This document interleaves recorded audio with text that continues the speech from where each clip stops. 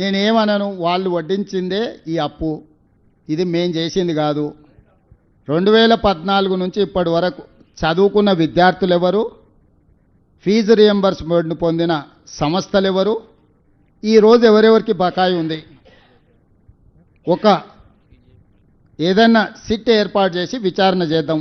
2014-15 చంద్రశేఖరరావు గారు అసెంబ్లీలో మాట్లాడి ఒక విజిలెన్స్ అండ్ ఎన్ఫోర్స్మెంట్ను అపాయింట్ చేసి నివేదిక ఇచ్చిండ్రు. ఆ నివేదికను ఎందుకు తొక్కిపెట్టారు చర్యలు తీసుకోకుండా? దాని మీద కూడా చర్యలు తీసుకుందాము. నేను ఆ కళాశాల యజమానులను, మీరు వ్యాపారం చేసుకుంటున్నారు, మీరేం సేవ చేస్తలేరు, మీ వ్యాపారంలో మీరు ఎంత సంపాదించిండ్రు, మీరు ఎట్లా సంపాదించుకుంటున్నారు, ఏమేం జరిగింది అనేది అందరికీ తెలుసు. రాజకీయ ప్రేరితమైన స్టేట్మెంట్లు అధికారులను తిట్టడంతో మీకేం ఫీజు రియంబర్స్మెంట్ రాదు. ప్రభుత్వానికి ఉన్న అప్పుల్లో 35 సంవత్సరాలు ప్రభుత్వంలో సేవలు అందించిన అధికారులకు కూడా వాళ్ళ రిటైర్మెంట్ బెనిఫిట్స్ను విడతల వారికి ఇస్తున్నాము. మేము ప్రభుత్వాన్ని ఏర్పాటు చేసే సమయానికి జీతభత్యాలు కూడా విడతలాలు ఇస్తుంటే సర్దిద్దుకుంటూ వస్తున్నాము. సహకరించాల్సిన మీరు ఈ రకమైన వితండవాదంతో బంద్ పెడితే, ఇప్పుడు ఫీజులు అడగరా? ఇప్పుడు బంద్ పెడితే పిల్లలకు విద్య దూరం అవుతుంది. 3 నెలలకు 6 నెలలకు మేము ఫీజులు ఇస్తే ఈ బంద్ పెట్టినందుకు ఎవరిని శిక్షించాలి? పిల్లల జీవితాలతోని చెలగాటాలు ఆడొద్దని నేను యజమానులకు చెప్తున్నా. విడతల వారీగా మీకు ఫీజులు చెల్లించే బాధ్యత మేము తీసుకుంటాము. మొట్టమొదట మేము అధికారంలోకి వచ్చిన తర్వాత ఏం బకాయిలు ఉన్నా అవి ఇస్తాం. కేసీఆర్ పెట్టిపోయిన బకాయిలు ఏమన్నా ఆడబోయి అడుగురి. ఉన్నవే 3,600 కోట్ల బకాయిలు అంటే 6,000 ఇవ్వండి 5,000 ఇవ్వండి అని ఉపన్యాసాలు ఇస్తుండు. ఉపన్యాసాలు ఇచ్చటాయని నేను చూసిన 12 కాలేజీలు పర్మిషన్ ఇవ్వమని వచ్చి పైరేకి వచ్చిండు, ఇయ్యలే. ఇంకొక 2 ఆఫ్ క్యాంపస్, ఆయనది ఉండేది మహబూబ్నగర్లో, ఆఫ్ క్యాంపస్ హైదరాబాద్లో నాకు క్యాంపస్ ఇవ్వమని వచ్చిండు, ఇయ్యలే. ఇవన్నీ రూల్కి వ్యతిరేకం. అవి ఇయ్యలేదు కాబట్టి తీట పెట్టుకొని ఇట్లాంటి వేషాలు వేస్తున్నారు. పిల్లల్ని వెనక్కి తిప్పితే ఏమవుతుందో నాకు తెలుసు, వెనక్కి ఎట్లా తిప్పొచ్చు. నేనేందంటే ప్రభుత్వాన్ని నడుపుతున్నా కాబట్టి ఆ ప్రయత్నం చేస్తలేను. పిల్లల చదువులకు ఆటంకం కలిగిస్తే యజమానులైనా ఉండొచ్చు, రాజకీయ పార్టీలైనా ఉండొచ్చు, ఎవరైనా కఠినంగా వ్యవహరిస్తాము. మీ డబ్బుల కోసం పిల్లల జీవితాలతోని చెలగాటం ఆడకండి. ఈరోజు మీరు బంద్ పెడితే అకాడమిక్ ఇయర్ లాస్ అయిపోతే ఆ పిల్లలకు చదువు తిరిగి రాదు. ఇవాళ మీ ఫీజు రియంబర్స్మెంట్ తిరిగి వస్తుంది. పిల్లలకు మీరు చేసే అన్యాయం తిరిగి వస్తుందా? చెప్పండి. మీరు కూడా మీ పిల్లలు పోతున్నారు, మా పిల్లలు మీ పిల్లలు అందరూ చదువుకుంటారు. ఇవాళ పిల్లలకు చదువు చెప్పకుండా కళాశాలలు బంద్ పెడితే 3 నెలల తర్వాత ప్రభుత్వం నిధులు ఇచ్చింది అనుకో. ఇప్పుడు ఈ విద్య దూరమైన పిల్లలు ఏం కావాలి? చెప్పండి. ఫేస్ రికగ్నేషన్ పెట్టిన పిల్లలకు టీచర్లకు తప్ప, ల్యాబ్లు ఉన్నాయా లేవా పరిశీలించమని చెప్పిన తప్ప, టీచర్లు ఉన్నరా లేరా చదువు చెప్పేటోళ్ళు ఉన్నారా లేరా చూడండి అని చెప్పిన తప్ప, భవనాలు ఉన్నాయా లేవా చూడండి అని చెప్పిన తప్ప, పరిశీలించడానికి వెళ్తున్నాం మేము. ఎవరి మీద కేసులు కట్టలేదు, పరిశీలనకే రాని మేము తాళాలు వేసుకొని పోతామంటే ఏ రకమైన వ్యవహార శైలితో ఉన్నారు మీరు చెప్పండి. మీరే పిల్లల తల్లిదండ్రులు, మీ పిల్లల కోసమే కదా ఈరోజు నాణ్యమైన విద్య అందించడానికి ఫీజు రియంబర్స్మెంట్ ఇస్తున్నాం. మీరు విద్యనే అందించం బంద్ పెడతామని అంటే ఇంకా మీతో చర్చించడానికి ఏముంది? విడతల వారీగా నిధులు విడుదల చేస్తాం. నిధులకి ఇబ్బంది లేదు. ఉన్న పరిస్థితుల్లో అన్నిటినీ సమన్వయం చేసుకుంటాం. వెల్ఫేర్ హాస్టల్స్ ఉన్నాయి, ఎడ్యుకేషన్ ఇన్స్టిట్యూట్స్ ఉన్నాయి. ఈరోజు అందరినీ సమన్వయం చేసుకోవాలి. ఒక్క కాలేజీ యజమానులే కాదు, ప్రభుత్వ ఉద్యోగులు ఉన్నారు, రిటైర్డ్ అయిన ఉద్యోగులు ఉన్నారు, పెన్షనర్స్ ఉన్నారు, అగ్రికల్చర్ ఫార్మర్స్ ఉన్నారు, ఉమెన్ ఉన్నారు, మీడియా మిత్రులు ఉన్నారు. ఢిల్లీకి పోతే మీ వాళ్ళు మాకు సార్ రాజీవ్ ఆరోగ్యశ్రీ ఢిల్లీలో ఇంప్లిమెంట్ అవుతలేదు, మీరు ఏదో ఒకటి చేయాలని అడిగినారు. ఏదో ప్రయత్నం చేస్తున్నాము. ఏదో ఈ సమస్యలు కొత్తగా రేవంత్ రెడ్డి వచ్చినాకనే పుట్టుకొచ్చినాయి. ఈ సమస్యలకు మొత్తం రేవంత్ రెడ్డి కారణం అన్నట్టు మీరు ఏ రాజకీయ పార్టీలతో అంటగాగుతారు, మీ వెనకాల ఎవరుండో తెలుసుకోలేనంత నిద్రావస్థలు ఉన్నామా మేము? మాట్లాడుతున్న 3-4 పేర్లు తీయండి, వాళ్ళు ఏమేమి అడిగినో గవర్నమెంట్ను చూడండి. అవి ఇయ్యనందుకే కదా మీరు ఇవన్నీ చేస్తున్నది. బ్లాక్మెయిల్ చేస్తుర్రా గవర్నమెంట్ను? మీ కాలేజీలో ఏమున్నది ఏం లేదు, మీరు ఎట్లా తీసుకుంటారో, ఎన్ని షిఫ్టింగ్ అడిగిండో వాళ్ళ నాయకుడు అనేటాన్ని, ఎన్ని కాలేజీలు షిఫ్టింగ్ అడిగిండు, మూతబడ్డ కాలేజీలకు ఎన్నిటికి పర్మిషన్ అడిగిండు. ఇవ్వకపోతే ఈరోజు దాన్ని అడ్డం పెట్టుకొని ఎవరెవరు ఆఫ్ క్యాంపస్లు అడిగినారు, ఎవరెవరు కొత్త కాలేజీలు అడిగారు, ఎవరెవరు ఏం అడిగినారో నా దగ్గర లిస్ట్ ఉంది. ఈ తమాషాలన్నీ పనికిరావు. వాళ్ళు ఏదో అనుకుంటారు పిల్లల్ని రెచ్చగొడతామని. నేను సంఘాలకు కూడా విజ్ఞప్తి చేస్తున్నా, దయచేసి మన పిల్లలే వాళ్ళు స్కూళ్ళు కాలేజీలు బంద్ పెట్టి ఏదో చేస్తాం అనుకుంటే మాత్రం అది పిల్లలకు అన్యాయం జరుగుద్ది. ప్రభుత్వం దగ్గర నిధులు ముందల పెడతాం.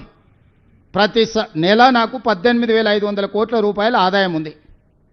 దీంట్లో జీతభత్యాలు ఏమి ఇవ్వాలి, వెల్ఫేర్ ఏం చేయాలి, డెవలప్మెంట్ ఏం చేయాలి, వాళ్ళనే వచ్చి కూర్చొని చేయమని చెప్తున్నా. నేను మీకు కూడా కమిటీలు వేస్తా. 18,000 నుంచి 18,500 కోట్ల కంటే ప్రతి నెల రాష్ట్ర ప్రభుత్వానికి ఆదాయం లేదు. 6,500 కోట్ల రూపాయలు ప్రభుత్వ ఉద్యోగులకు జీతాలు పెన్షన్లు ఇవ్వడానికి పోతున్నాయి. 6,500 నుంచి 7,000 కోట్ల రూపాయలు చంద్రశేఖరరావు గారు చేసిన అప్పులకు అసలుకు మిత్తికి రిజర్వ్ బ్యాంక్ అట్నుంచి అటే పోతుంది. నన్ను అడగను కూడా అడగరు, ఆటోమేటిక్గా పోద్ది.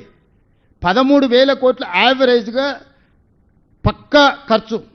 ఇక మిగిలిందే 5,500 కోట్ల రూపాయలు. 5,500 కోట్ల రైతు రుణమాఫీ ఏం చేయాలి, రైతు భరోసా ఏమి ఇవ్వాలి, ఆర్టీసీ బస్ ఏమి ఇవ్వాలి, షాదీ ముబారక్ ఏమి ఇవ్వాలి, కళ్యాణ లక్ష్మి ఏమి ఇవ్వాలి, పెండింగ్ ప్రాజెక్టులను ఏం కట్టాలి, రిటైర్మెంట్ ఉద్యోగస్తులకు పెన్షన్స్ లేకపోతే వాళ్ళ రిటైర్మెంట్ బెనిఫిట్స్ ఏమి ఇవ్వాలి, పిల్లల ఫీజు రియంబర్స్మెంట్ ఏమి ఇవ్వాలి, సీఎం రిలీఫ్ ఫండ్ ఏమి ఇవ్వాలి, ఏమి ఇవ్వాలి. ఉన్నదే 5,500. దాని మీదనే సాము చేస్తున్నాము, నిత్యం తల బద్దలు కొట్టుకుంటున్నాము. సహకరించాల్సింది పోయి ఆదాయం ఉంటే మేము అని ఆపుకుంటున్నాం. వాళ్ళనే కమిటీ ఏమనుంది, వాళ్ళ చేతికే చిట్టి అప్పచెప్తారు. రేపు 3 నెలలు, డిసెంబరు, జనవరి, ఫిబ్రవరి, మార్చి 4 నెలల ప్రణాళిక వాళ్ళనే ఏమన్నారు. మొత్తం ఆదాయం వాళ్ళకి అప్పచెప్తాం. గల్లపెట్ట కాడ వాళ్ళనే కూర్చోబెడతాం. కాలేజీలో చదువులు చెప్పేటోళ్ళు మేనేజ్మెంట్లు తెలిసిన వాళ్ళే కదా, వాళ్ళ వెనకాల ఉన్నోళ్ళు వాళ్ళు కూర్చొని 18,000 నుంచి 18,500 కోట్లు ఏదైతే మనకు ఆదాయం వస్తుందో దేనికి ఖర్చు పెట్టాలని చెప్పండి. జీతాలు ఆపాలనా, బ్యాంకు మిత్తులైతే మనం ఆపినా ఆగదు. రైతు భరోసా ఆపాలనా, షాదీ ముబారక్ ఆపాలనా, కళ్యాణ లక్ష్మి ఆపాలనా, రాజీవ్ ఆరోగ్యశ్రీ ఆపాలి, ఏం ఆపాలనో చెప్పమని వాళ్ళే చెప్పమని. ఏది ఆపితే ఏది ఇవ్వాలి. ఎస్సీ ఎస్టీ బీసీ మైనారిటీ పిల్లలకు వెల్ఫేర్ హాస్టళ్లలో భోజనం డబ్బులు ఆపాలనా, ఏం ఆపాలి. మీరు ఎన్ని డొనేషన్లు తీసుకుంటున్నారు, మీ పిల్లలు చదువుకుంటున్నారు ఇంజనీరింగ్ కాలేజీలలో, మెడికల్ కాలేజీలు ఎంత డొనేషన్ తీసుకుంటారు మీకు తెలియదా? మీ ఉన్నోళ్ళు సాక్షి కాదా? ఎట్లా వసూలు చేస్తారో వచ్చే సంవత్సరం డొనేషన్లు అది కూడా చూస్తా. ఏసాలు వేసిరు అంటే కుదరదు. ఎవడెవడు ఏ సీట్కి ఎన్ని డొనేషన్లు తీసుకుంటారో మీరు చట్టం మాట్లాడుతున్నారు కదా, నేను కూడా అన్ని చట్టాన్ని అమలు చేస్తా. పక్కడ్బందీకి ఇద్దరం కలిసి తారీఖు పెట్టుకొని మేము ఇద్దరం కలిసి చట్టాన్ని పక్కడ్బందీగా అమలు చేద్దాం. రండి, ముందరికి రండి. మిమ్మల్నే వేస్తా, నేను ఉండను. మీరే మీ జర్నలిస్టులు, సీనియర్ జర్నలిస్టులు ఉన్నారు కదా, మిమ్మల్నే ఒక కమిటీ వేస్తా. Will implement everything. మరి ప్రభుత్వ ఉద్యోగస్తులకు 1 నెల జీతం ఆపుదామంటే ఆపుదాం. 6,000 వస్తే మొత్తం వీళ్ళ పైసలని ఇచ్చేద్దాం. 1 నెల జీతం మరి ప్రభుత్వ ఉద్యోగులకు ఆపుదామంటే చెప్పండి. అరే అర్థం ఉండాలి. బెదిరించడానికి, బ్లాక్మెయిల్ చేయడానికి నోరుంది కదా అని ఏది పడితే అది మాట్లాడితే అధికారులను తిడితే అధికారులు ఏం చేస్తారు? అంటే మీరు అడ్డగోలుగా వేస్తే ఏది పడితే సంతకం పెడితే ఒకడొకడు ఎట్లా ఫీజులు పెంచుకొని వచ్చిండ్రు. వాళ్ళ లెక్కలు చూస్తే అసలు కళ్ళు తిరిగిపోయినాయి నాకే. విద్య వ్యాపారం కాదు, విద్య సేవ. విద్యను వ్యాపారంగా చూసి వ్యాపారం తెలివితేటలు మెలుకోవాలని ఇంట్లో పెట్టి గెలుకుతామని అంటే అదేం కుదరదు. కొన్ని రోజులు ఇబ్బంది అయితే ఇబ్బందిని ఎదుర్కొంటాము. నేను కూడా ప్రజలందరికీ విజ్ఞప్తి చేస్తా, ఏం జరుగుతుందో. ప్రభుత్వ ఉద్యోగులు కూడా ఆలోచన చేయండి. మీరే మీ దగ్గరనే ఉంది కదా ఫైనాన్స్, నా ఇంట్లో ఏముండదు కదా, నగదు లెక్కలన్నీ అక్కడనే ఉన్నాయి. అర్థం లేకుండా మాట్లాడి ఏది పడితే అది మాట్లాడి ఎట్లా పడితే అట్లా మాట్లాడి మీ వెనకాల రాజకీయ పార్టీలు ఉన్నాయని చెప్పి మీరు ఏది పడితే అది మాట్లాడతారా? మీరు అడిగినవన్నీ అనుమతులు ఇవ్వాలనా? అరోరా రమేష్ ఎన్ని కాలేజీలకు అడిగిండు, ఎన్నిటికి అడిగిండు? అన్ని అనుమతులు ఇస్తే ఉంటుందా ప్రభుత్వము? ఆ జయప్రకాష్ ఆయన మహబూబ్నగర్, ఆయన కాలేజ్ మహబూబ్నగర్లో ఉంటా, హైదరాబాద్లో క్యాంపస్ పెట్టుకుంటాడంట, అనుమతి ఇవ్వాలంట ఆయనకు. ఇవ్వకపోతే బ్లాక్మెయిల్ చేస్తాడంట. ఇదా ఎట్టకెళ్ళి తెచ్చేయాలి నేను? నీవు ఉన్న కాలేజేడా, నువ్వు నడుపుతున్నదేడా, నీకు ఆఫ్ క్యాంపస్ ఏడు ఇవ్వాలి? ఇక దీని వెనకాల ఉన్న బీజేపీ నాయకులు ఏం అడిగిరో నాకు తెలుసు కదా, ఏమి ఆఫ్ క్యాంపస్లో అడుగుతారు, ఏం అడ్డగోలుగా చేస్తేనేమో మంచోడు. కనీసం చట్టాన్ని కొంచెం అమలు చేద్దామంటే మేము ధర్నాలు చేస్తాం, దీక్షలు చేస్తాం, రోడ్డు ఎక్కుతాం. మా ఆర్ కృష్ణయ్య అన్న కూడా అమాయకంగా పోయి వాళ్ళ ఉచ్చులో పడుతున్నాడు. కృష్ణన్న అమాయకత్వంగా అట్లా పడకు, నువ్వే పెద్ద మనిషి గుండు, ఫైనాన్స్ నీకు అప్పచెప్తా చేయి, నీ మీద నాకు గౌరవం ఉంది. నువ్వు మందకృష్ణ మాదికి ఇద్దరు కలిసి కూర్చొని ఈ 18,000 కోట్ల చిట్టి మీ చేతిలో పెడతా. రేపు రాబోయే 4 నెలలు ప్రభుత్వం ఎట్లా నడపాలనో మందకృష్ణ మాదిగకు, ఆర్ కృష్ణయ్యకు ఇద్దరికి అప్పచెప్తా. మీరే నడుపురి, చెప్పురి. మీరు ఎవరికి ఏమంటే వాళ్ళకే రిలీజ్ చేస్తాడు. నేను బట్టి విక్రమార్క గారికి, సందీప్ సుల్తాన్కి, చీఫ్ సెక్రటరీకి ఆదేశాలు ఇస్తా. వీళ్ళిద్దరే ఫైనాన్స్ కమిటీలు ఉంటారు. ప్రతి నెల 1వ తారీఖు నుంచి చివరి తారీఖు వరకు వాళ్ళు చెప్పినట్లు నిధులు విడుదల చేయండి అని. ఎవరికి ఏమంటే వాళ్ళకి ఇస్తా. పోనీ నన్ను అప్పు ఊడుతుందా బజార్లో, అదన్నే తీసుకురండి.